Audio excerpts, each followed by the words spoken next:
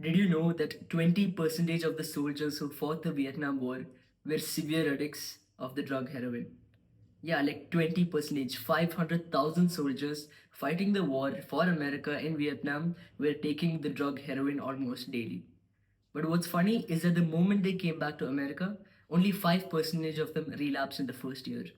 Okay, which means out of 500,000 soldiers who were addicted to one of the most strongest substances in the world, only 5%, around 25,000 of them, touched the drug again in the first year. And this is done without therapy, without rehabilitation, without any form of education or training or motivation that the productivity space pushes out today. This was done through the power of environment. And this concept changed my life and my business. And in today's video, I want to explain the impact of environment in the Vietnam War, the impact of environment and redesigning my environment that helped me scale my life and my business to the next level, and how you can implement this, how give you specific actionable tips so that you too can implement this and actually take your business to the next level and increase your productivity by 10x, 20x, 30x, because this one lever can give you a huge amount of output. And if you don't know who I am, I'm Arjun. I do this for a living. I help entrepreneurs redesign their environment so that they can scale their business and become 10x more productive. These are just some of the client results that I've got. If you're interested in this, you can go down to the first link in the bio. We'll link in the description where I tell you what exactly I do and how I'll help you. And under that is the page to my results page where you can see multiple client success stories. More on that later. But let's get back to the Vietnam War. So the Vietnam War was fought between 1955 and 1975, and it was the first time that an American army traveled so far away from home. And guess what? The soldiers were stressed, they were traumatized, there was constant danger, there was guerrilla warfare, there was booby traps, and all of these things, and it led to a lot of stress and trauma. And guess what their coping mechanism was? Guess what all the soldiers did to pass time? They took hard drugs, heroin, marijuana, other substances. They took it because they wanted to feel something else. And that was the first point, which is trauma and stress led to extreme drug use. This actually was also because of the easy accessibility. Okay, Vietnam was near one of the world's largest opium producing places. So the drug was cheap, it was accessible, and even everyone is using it. Like the peer environment was so big that even the officers are using it, the juniors are using it, your commander in chief, everyone is using the drug. So in that type of environment, can you really blame them for using the drug heroin and actually trying to escape and cope with whatever stress and trauma they're facing? But when they came back to America, the environment was different. Okay, Vietnam was an extreme environment that led to extreme behaviors. But back in America, they were with their loving families. Okay, back in America, they had jobs and they weren't facing death threats, or they weren't seeing the people die and being ready to die every single day.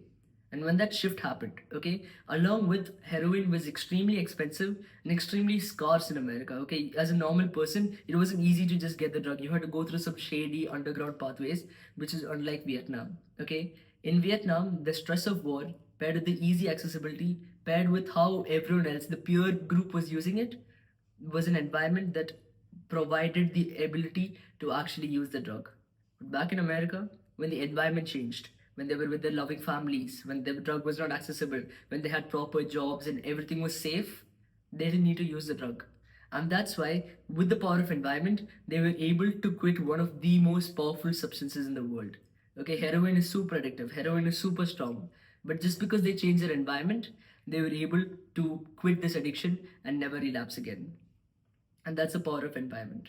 Most people ignore this. Most people, including me, used to ignore the fact that my environment was wrong, or that the environment where I work in, the environment where I function, my mental environment, my beliefs, my values, all of it was wrong. The problem was that I used to blame myself for my procrastination. It's like whenever I procrastinated or did waste of time, I used to think that okay, I wasn't disciplined, I'm not motivated, I'm not a hardworking person, I'm not made for this. But what's funny is that I was an idiot. Okay, and I tried to do stuff where my environment previously was bad. Like I tried to deep work at a table where yesterday I just watched 3 YouTube videos and binge watched an entire series.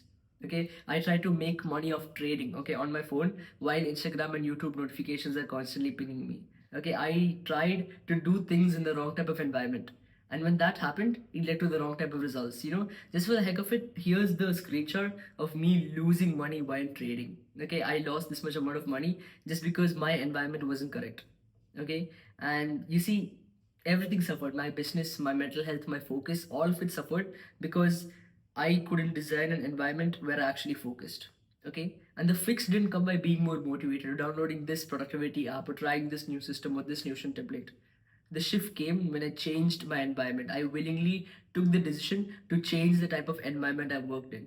And that's where I saw all the results. Okay, I changed the environment, which is I changed, modified the place where I work. I changed the alignment. I made a new type of thing. I downloaded new form of apps on my PC. I configured my phone and PC to ensure I don't get distracted randomly. I started inculcating mental environment practices like meditation, journaling, going out, getting sunlight, all of these things that slowly but surely made me the type of person I am today, which is I'm able to record this channel, be consistent with YouTube, and actually get results for my clients, which is the number one priority for me right now, which is I want to ensure that whoever works with me gets maximum results, and that's why you get screenshots like this. So, what actually happened is that working felt effortless. It felt easy to just sit down, and focus became automatic for me the moment I changed my environment. Okay, the right work at the right time at the right place was actually easy to do because my environment was wired for that. And that's when I realized that, okay, this is something more people must know. This is why I made this channel, so that more entrepreneurs can actually redesign the type of environment they work in, the culture at their workplace, the culture at their teams, and actually focus without putting much effort, okay, without fighting distractions and without burning out.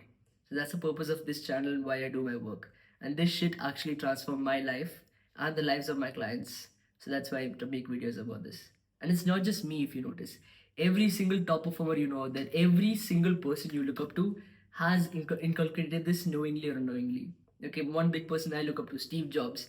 Did you know that until his death, Steve Jobs was personally involved in the design of the Apple Store and the Apple campuses?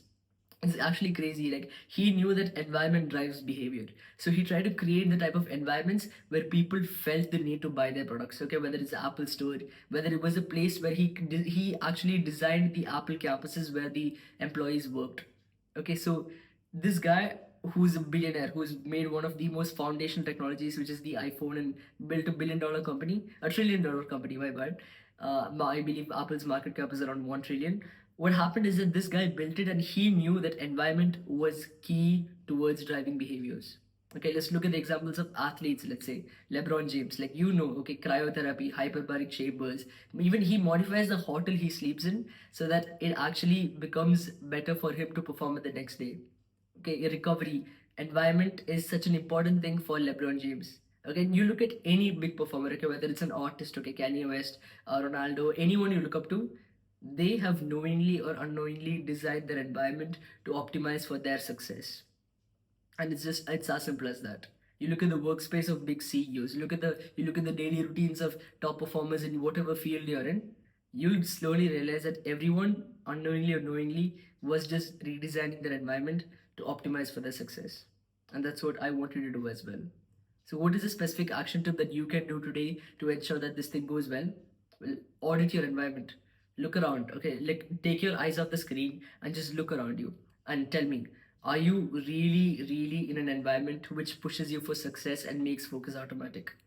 Are you really in a place where you can sit down with no distractions and work? If not, make a change. Audit your phone. Like, look at all the unnecessary apps you have on your phone, all the unnecessary tabs you have open right now on whether it's other work apps or non-work apps. Look at everything on your digital environment. Okay, your phone, your PC, your TV, whatever, and see if you really need it. If not, delete it, remove it from whatever is there if it doesn't serve your purpose. And look at your mental environment as well. Think about it.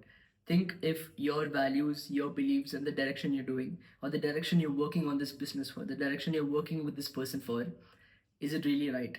And if not, try to inculcate practices that better your mental environment. For me, this is meditation. I was a doom scrolling idiot who couldn't focus much. I had a very short attention span. But once I realized the power of mental environment, I started meditating more. And like that, my attention span, my focus, and how calm I was increased a lot. And that's reflected in the way I'm present in conversations with my clients, in conversations in school, academy, whatever it is.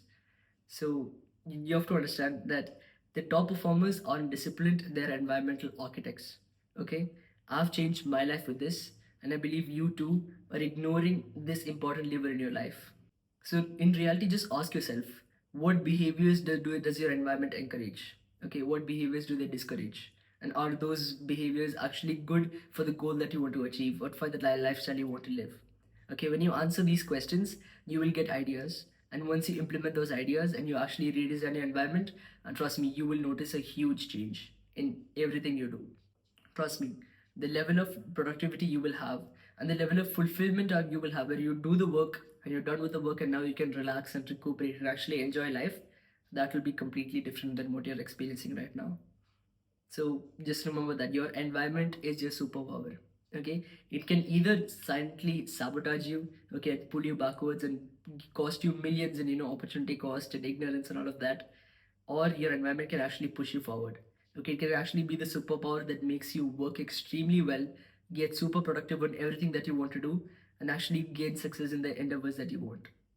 So that's that. If you want expert help to actually redesign your environment, okay, if you don't know if you're lost or if you just want to fast track the process and not spend much time and you want someone else to help you, head out to the first link in the description where you'll be redirected to your video and you can actually watch it. And in the description of that video, you can book a call with me.